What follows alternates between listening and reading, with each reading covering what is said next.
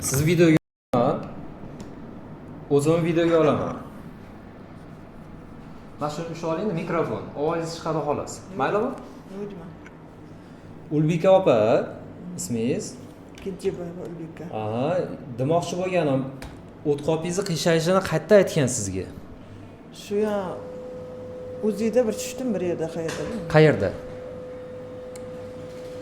Bir yerda tushdimmi? Yo ana Mang'itbekda neda tushdimmi? Mang'itda tushdimmi shu sanatoriyada? Ha. Ular Shu Beruniy xaltangiz yetmay turibdi. Ko'rinmay qiyshiqdi, bir yog'ini yetib turibdi dedi. Qoraqalpog'istonda aytishdi shunaqada. Qarang, Toshkentga borsangiz ham shunaqa deydi.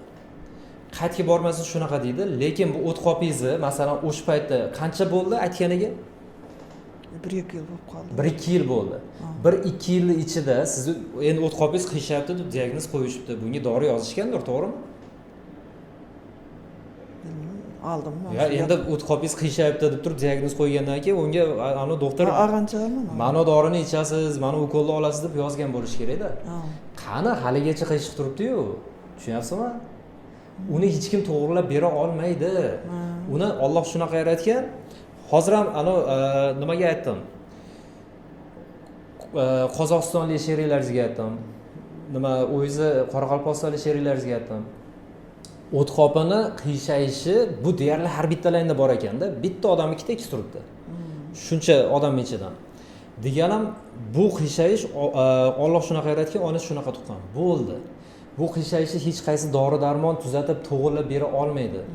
Yo'q, sizni masalan qorindan bo'lishingiz shundan deydigan bo'lsak, unga armatura qo'yib, deylik, gips qilib tekis qilib bersin, u bilan ham to'g'rilanmaydi sizdagi muammo. Sizni muammolaringiz ichinglaringizdagi nima desa bo'ladi, shamollash hisobiga.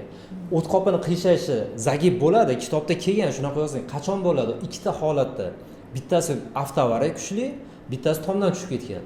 O'shanda o't qopini boylamlari bo'ladi, ushlab turadigan, tekis ushlab turadigan. Shularni qo'yib yuborishning hisobiga o't qopi qiyshab buklanib qoladi. Endi ana ichidagi suyuqlik o'talmasligi hisobiga chirishni boshlaydi. Ana o'sha paytda unda bemor ko'karib ketadi. Unda bemor o'zidan so'ramasdan o't qop qiyshayibdi deb turib, operatsiyaga olib o't qopini olib tashlaydi, shu bilan to'g'rilanadi. Sizni hozirgi holatingiz faqat ichinglaringiz to'g'rilaylik, o'zidan o'zi yaxshi bo'lib ketasiz, ishoning. Bular yaxshi bo'lib ketsak bo'ldi. Sog' bo'ling, o't qopini o'ylamang. Yaxshi. Xo'p, tinch bo'ling.